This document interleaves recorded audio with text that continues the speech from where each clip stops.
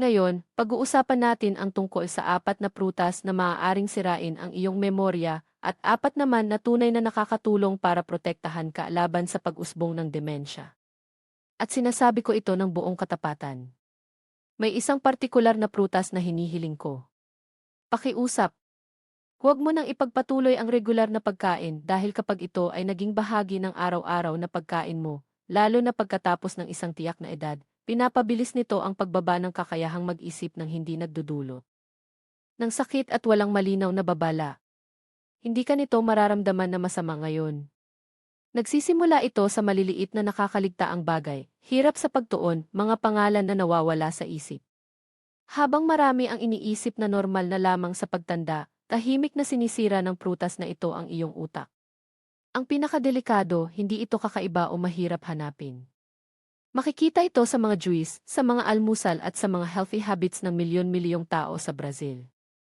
Manatili ka sa akin dahil sa videong ito. Malalaman mo ang apat na prutas na sumisira sa memorya at ang apat na nakakatulong protektahan ang utak at panatilihing malinaw ang isip lalo na pagkatapos ng 50 taon. Para sa mga hindi pa nakikilala sa akin, ako si Camila Vega. Matagal ko nang sinusubaybayan ang kalagayan ng mga lalaki at babae sa isa sa pinakamahalagang hamon sa buhay. Ang pangalagaan ng memorya, malinaw na pag-iisip at pagiging independent. At kung may isang bagay na itinuro sa akin ng karanasan, ito iyon. Ang tamang prutas ay pwede maging parang gamot. Pero ang maling prutas ay pwede pabilisin ang pagbaba ng utak. Simple lang ang dahilan. Ang utak na tumatanda ay hindi na gumagana katulad noong ikaw ay 3 anyos. Habang tumatagal, nagbabago ang paraan ng katawan sa pagproseso ng asukal, mas mabilis nag-i-activate ang inflammation. At dahil dito, ang maliliit na pagkakamali na paulit-ulit araw-araw ay nagdudulot ng malalaking epekto. Sa videong ito, tatalakayin natin ang 8 prutas sa kabuuan. Apat na dapat mong isama ng may kamalayan sa iyong araw-araw na pagkain at apat na dapat mong seryoso. Limitahan o iwasan lalo na pagkatapos ng 6 na taon. Bago tayo magpatuloy, iniimbitahan kitang mag-subscribe sa channel at i-activate ang bell. Ang channel na ito ay ginawa para sa mga taong katulad mo na gustong alagaan ang isip ngayon para hindi mawalan bukas. At ngayon sabihin mo sa akin sa comments. Isulat ang isa kung may say sa isa iyo ang mensaheng ito. Kung hindi, isulat ang 0 at ikwento kung anong tema ang gusto mong talakayin ko sa mga susunod na video. Ngayon, simulan natin sa apat na prutas na talagang nagpoprotekta sa iyong utak pagkatapos ng 6 na taon. Una, ang blueberry. Ang natural na neuronal shield. Sabihin ko ng diretsyo dahil mahalaga ito.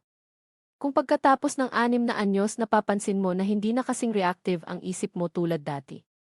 Kung nahihirapan kang pagdugtungin ang mga ideya, kung nawawala ang mga pangalan sa isip mo o pumasok ka sa isang kwarto at nakalimot kung bakit ka naroon sa karamihan ng pagkakataon, hindi ito dahil sa kakulangan sa pagsisikap o atensyon. Sa katunayan, purong biology ito at narito ang susi na bihirang ipaliwanag ng iba. Sa edad na ito, ang pinakamalaking kaaway ng utak ay hindi lang ang paglipas ng panahon, kundi isang mas tahimik, tuloy-tuloy at mapanirang bagay. Ang oxidative stress. Ang memorya ay hindi biglang nawawala. Hindi ito naglalaho sa isang gabi. Unti-unti itong nasisira. Araw-araw ang utak mo ay gumagawa ng free radicals bilang normal na bahagi ng operasyon nito. Ang problema ay lumilitaw pagkatapos ng 6 na dahil hindi na ganoon kalakas ang depensa. Bumaba ang antioxidant reserve. Bumaba ang kakayahan ng cells na mag-repair at bilang resulta mas exposed ang mga nerve cells. Ang resulta mas maraming inflammation, mas mahinang komunikasyon sa pagitan ng mga neuron at yung frustrasyon na pakiramdam ng malabo ang isip na nagtutulak sa iyo na magduda sa sarili mo. At dito pumapasok ang blueberry bilang napakahalagang prutas. At hindi ito uso o marketing gimmick. Ang blueberry ay literal na isang biological package na gawa para sa tumatandang utak dahil napaka-rich nito sa anthocyanins. Ang mga substansyang ito ay gumagana sa 3 importanteng paraan. Una, pinoprotektahan nila ang neurons laban sa oxidative damage. Gumagana sila bilang microscopic shield na pinipigilan ang tahimik na pagkasira na Sa paglipas ng panahon, nagreresulta sa nakakaligtaang mga bagay, mabagal na pag-iisip at mas mataas na panganib ng cognitive decline. Pangalawa, pinapababa nito ang inflammation sa utak at ito ay critical dahil ang chronic inflammation ay hindi lang nagdudulot ng pagkapagod. Pinipigilan din nito ang komunikasyon sa pagitan ng mga neuron. Ang utak ay gumagana sa pamamagitan ng electrical at chemical impulses. At kapag may inflammation, nagiging magulo ang signal. Parang radyo na puno ng static. Dito nagmumula ang kalituhan, mental blocks at hirap sa pagtuon. At pangatlo, pinapabuti nito ang synapse o ang paraan kung paano nagkakaugnayan at nakikipag-communicate ang mga neuron sa isa't isa. Ang blueberry ay hindi lang nagpoprotekta, pinapahusay din nito ang function. Para bang nilabricate nito ang neural network. Kapag maayos ang takbo ng network na ito, ramdam mo ito sa araw-araw. Mas mabilis kang nakakaalala. Mas madali kang nakahanap ng mga salita, mas malinaw ang pagdedesisyon at mas nararamdaman mong present ka sa bawat sandali. Naalala ko ng malinaw ang isang pasyente. Tatawagin natin siyang Huawa. 68 na 8 anyos. Hindi siya dumating dahil sa pisikal na sakit. Dumating siya dahil sa takot. Takot na mawala ang pakiramdam ng pagiging siya mismo. Sinabi niya sa akin, Doktora, hindi naman sa bobo ako pero pakiramdam ko parang unti-unti nang nawawala ang aking isip. Isang pagbabago lang ang hiningi ko. Isang kalahating tasa ng blueberry kada araw, 5 beses sa isang linggo. Walang milagrosong bitamina, walang komplikadong recipe, puro konsistensya lang. 3 linggo matapos iyon, bumalik siya na ibang-iba at sinabi sa akin ang isang bagay na hindi ko malilimutan. Doktora, pakiramdam ko muling nakakahinga ang isip ko. Hindi ito magic. Ito ay physiology. Ngayon, mahalaga kung paano ito kainin. Maliwanag ang patakaran. Kalahating tasa. Kada araw, mga 7 hanggang gramo sariwa o frozen. Walang idinadagdag na asukal. At masam kung may kasamang protein o healthy fats, tulad ng natural yogurt, white cheese o pagkatapos ng pagkain. Nakakatulong ito para mas mabagal maabsorb ang asukal mula sa prutas at naiwasan ang glucose spikes. Ang dapat iwasan ay ang industrialized juice, light jams at mga smoothies na puno ng honey, banana at oats na ito proteksyon sa utak. Para na itong glucose bomb. Isipin mo kung isang maliit na prutas ay kaya maging shield, bawasan ang inflammation at pagandahin ang komunikasyon ng utak. Ang tanong ay hindi kung dapat mo ba itong kainin. Ang totoong tanong ay gaano katagal mo hinahayaan ang iyong memorya na walang proteksyon at mag-ingat dahil ang susunod na prutas ay mas malakas ang epekto. Isang prutas na hindi lang nagpoprotekta sa utak kundi tumutulong din sa pagpapastabilize ng asukal sa dugo. Pangalawa, ang mansanas. Ang tahimik na tagapamahalaan ng utak. Hayaan mo akong sabihin sa iyo ang isang bagay na parang simple lang pero pagkatapos ng 6 na apo nagiging napakahalaga. Ang utak na tumatanda hindi nasisira dahil kulang sa stimuli.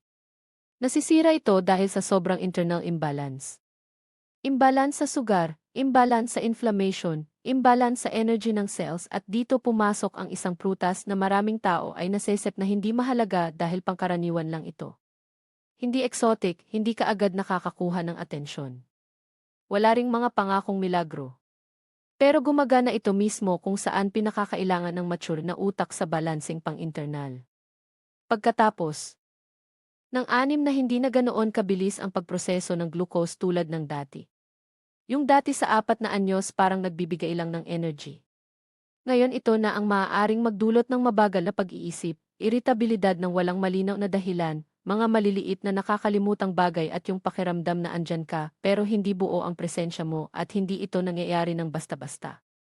Bawat bigla ang pagtaas ng sugar ay sumisira sa maliliit na blood vessels, kasama na ang mga nasa utak at bawat pagbaba naman ay nag-iiwan sa mga neurons na kulang sa fuel na kailangan nila. Ang resulta, hindi sira ang utak, hindi mahusay ang paggana nito kaya parang hindi stable ang isip. Dito nagiging mahalaga ang mansanas. Ang mansanas ay may kakaibang kombinasyon. Soluble fiber sa anyo ng pectin, mga polyphenols na may neuroprotective effect, lalo na ang quercetin at isang moderate glycemic load. Ibig sabihin nito, hindi ito parang bigla ang sugar rush, kundi isang mabagal at tuloy-tuloy na supply ng enerhiya. Ang pistin ay bumubuo ng gel sa bituka na nagpapabagal ng absorption ng glucose. Binabawasan ang sugar spikes, inflammation at ang stress sa utak. At dito ang mahalaga. Kapag mas stable ang sugar, natural na bumababa rin ang inflammation. Ang quercetin naman, isa sa mga pinakapinag-aralang antioxidant para sa kalusugan ng utak ay nagpoprotekta sa mitokondriya ng mga neurons. Binabawasan ang low-grade chronic inflammation at pinapataas ang resistance ng utak laban sa aging. Protektadong mitokondriya, mas mataas na clarity ng pag-iisip. Kaya maraming tao ang nararamdaman na pagod. Sila sa pag-iisip. Hindi ito tamad lang. Ito ay kakulangan sa cellular energy. Ang mansanas ay hindi nag-stimulate ng utak. Sinusustento nito ang utak. Naalala ko si Aling Maria 7 anyos.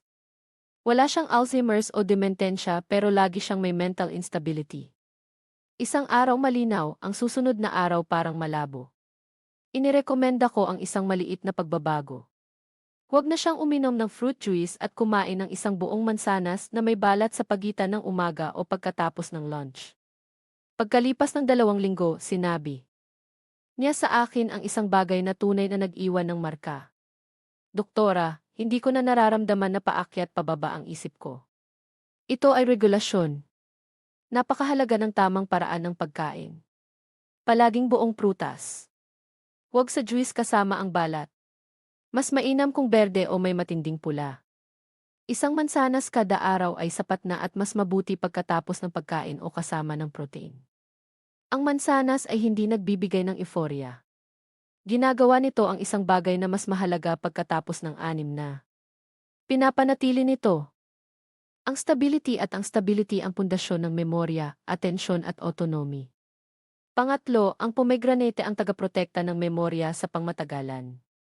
May isang bagay na bihirang maunawaan tungkol sa pagkawala ng memorya pagkatapos ng 6 na at ang pagkamaling ito ay ganap na nakakaapekto sa paraan ng pag-iwas dito. Madalas ang problema ay hindi nagsisimula sa mga neuron mismo. Nagsisimula ito sa mga blood vessels na nagbibigay sa kanila ng sustansya. At napakahalaga nito dahil pwede kang may malulusog, aktibo at potensyal na neuron. Pero kung hindi sila nakakakuha ng sapat na oxygen, tamang nutrients at malinis na sirkulasyon, humihina pa rin ang memorya. Ang tunay na kaaway dito ay ang silent cerebral vascular damage. Sa paglipas ng panahon, ang mga blood vessels ay nagiging mas rigid, mas inflamed at mas prone sa maliliit na microscopic blockages. Hindi natin pinag-uusapan ang malinaw na heart attack o dramatikong pangyayari. Pinag-uusapan natin ang mga araw-araw na microimage na hindi nakikita na unti-unting nagnanakaw sa mental. Clarity. Ang prosesong ito ay direktang konektado sa madalas na nakakaligtaang bagay, mabagal na pag-iisip at sa tinatawag na vascular cognitive decline. At dito pumapasok ang pomegranate. Ang pomegranate ay kakaiba dahil napakayaman nito sa punicalagins at ellagic acid. Mga compounds na direktang kumikilos sa endothelium ng blood vessels. Ang internal layer ng vessels nagreresulta sa mas mababang systemic inflammation, mas kaunting oxidative stress sa utak at mas flexible at functional na vessels. Habang tumatagal ang panahon, kapag mas relax at mas maayos ang paggana ng vessels, mas maraming oxygen ang naihahatid at mas maraming oxygen ay nangangahulugang isang napakakongkretong bagay. Mas mahusay na memorya. Ang long-term memory ay hindi lang tungkol sa pagtatago ng impormasyon, kundi sa tamang consolidation nito. At ang prosesong ito ay nangyayari sa mga bahagi ng utak na sobrang sensitibo sa blood flow tulad ng hippocampus. Kapag kulang ang sirkulasyon, ang mga alaala ay hindi maayos mabuo, nagiging magulo o madaling mawala. Pinoprotektahan ng pomegranate ang prosesong ito. Hindi ito nagbibigay ng instant effect. Nagbibigay ito ng cumulative protection kapag regular na ginagamit. Naalala ko ang kaso ni Ginoong Carlos. 74 na anyos na naninigarilyo at may hypertension. Sinabi niya sa akin, Doktora, pakiramdam ko parang tumatakas ang aking mga alaala. Inirekomenda kong isama ang pomegranate ng regular, kasama ang maliliit na adjustments. Pagkalipas ng 2 buwan, sinabi niya sa akin ang isang bagay na buod ng lahat. Hindi naman mas marami ang naaalala ko pero hindi na ito tumataka sa akin. Ito ang protektadong long-term memory. Napakahalaga kung paano ito kainin. Ang ideal ay kalahating sariwang pomegranate o isang maliit na baso ng natural na juice, mga 100 hanggang 150 ml walang idinagdag na asukal 2 o 3 beses sa isang linggo. Dito hinahanap natin ang sustained protection hindi ang glucose overload. Isang mahalagang detalye, ang pomegranate ay nakakatulong din sa mikrobiota ng bituka. At tandaan, malalim ang koneksyon ng bituka at utak. Pang-apat, ang kiwi. Ang regulator ng tulog at ng brain cleansing. May isang mahalagang aspeto na kadalasang nakakalimutan ng marami kapag pinag-uusapan ang memorya pagkatapos ng 6 na. Hindi gaanong sapat na kumain ng maayos sa araw kung sa gabi ang utak mo ay hindi nagagawa ang pinakamahalagang trabaho nito. Ang maglinis at mag-repair. Ang cognitive decline ay hindi lamang dahil sa ginagawa mo habang gising kundi pati na rin sa mga bagay na hindi nagagawa ng utak mo kapag hindi ka nakakatulog ng maayos. Ang kakulangan sa malalim na tulog ay pwedeng magmukhang densya, kalituhan, mabagal na pag-iisip, madalas na nakakaligta ang bagay at hirap sa konsentrasyon.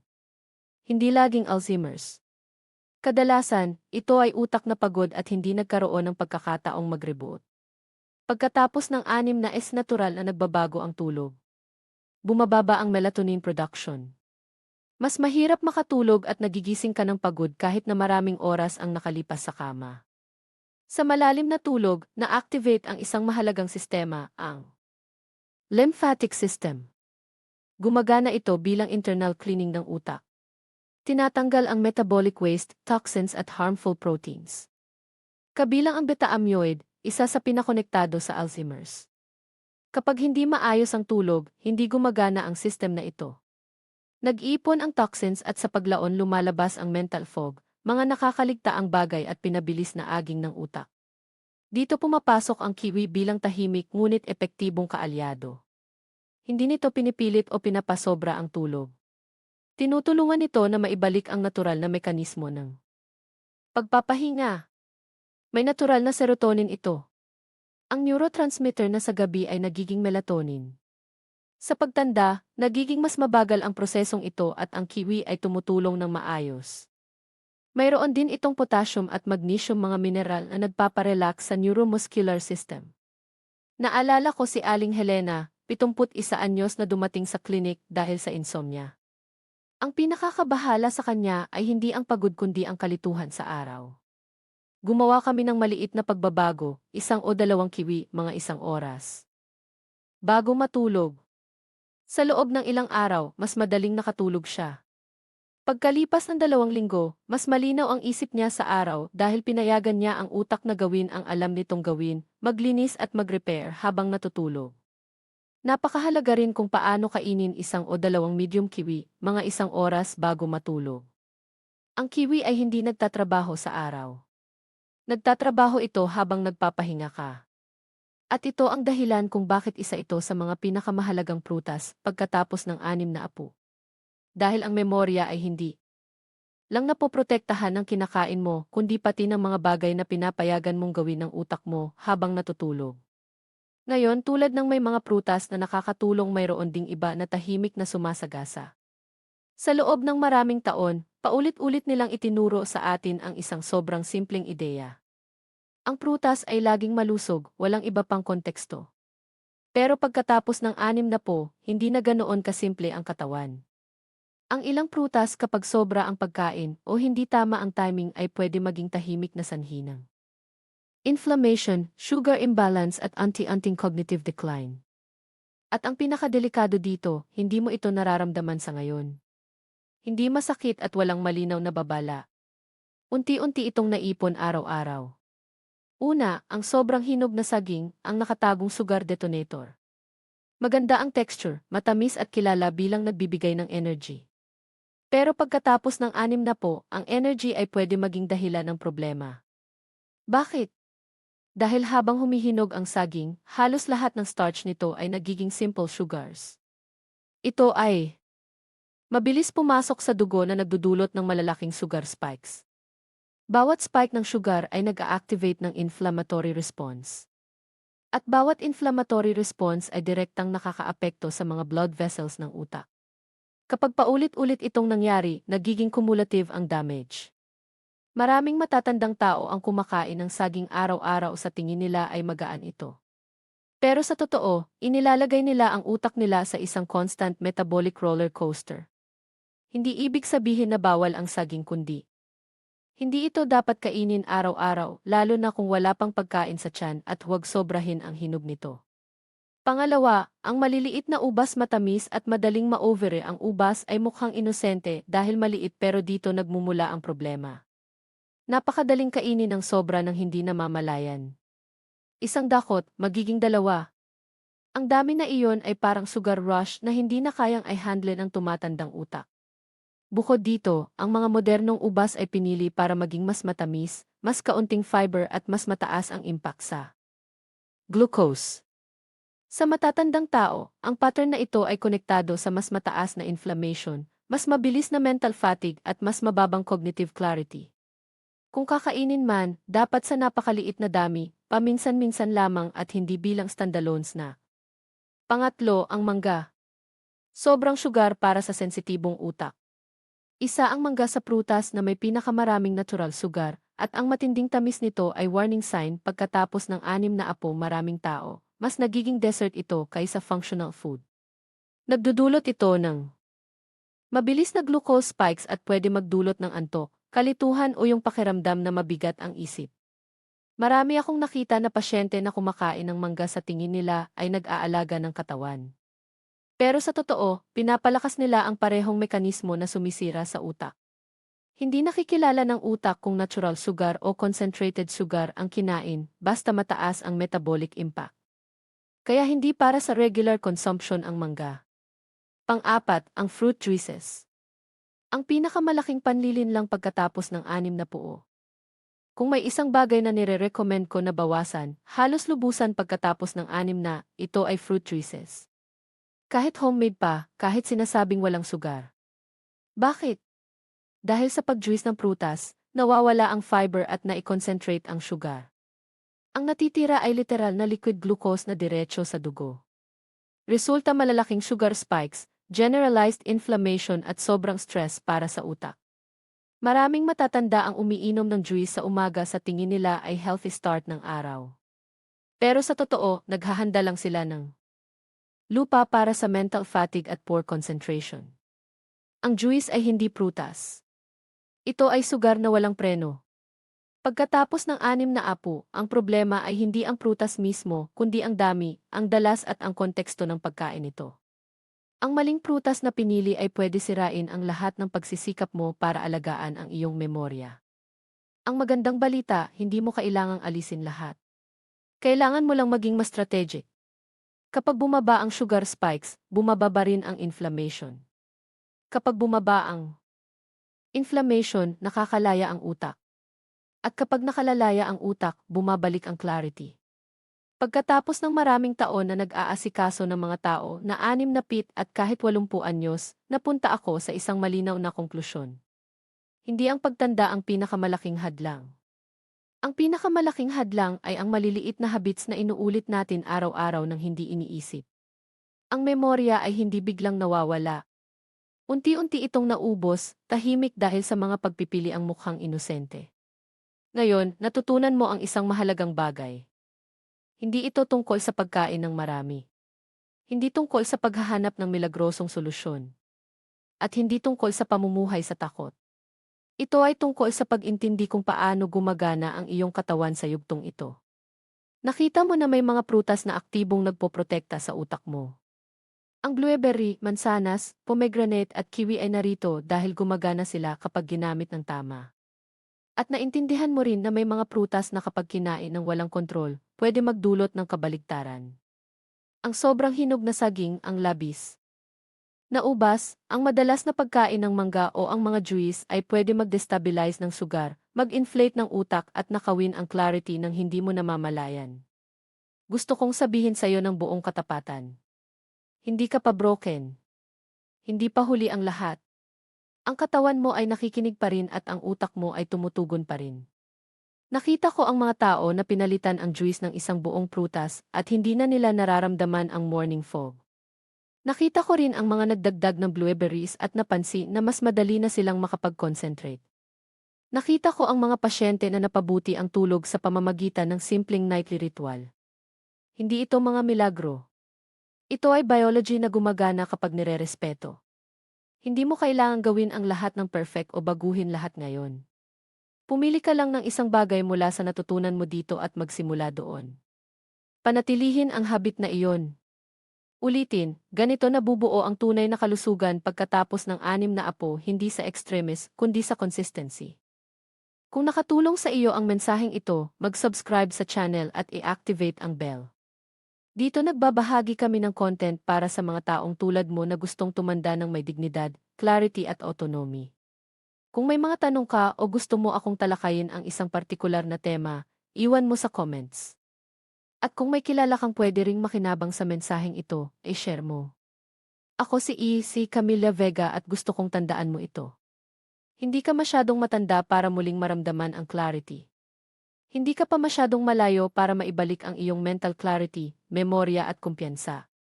Nagsisimula ito sa isang conscious na desisyon. Nakikinig ang utak mo at kapag ginawa mo ng tama palaging tumutugon ito.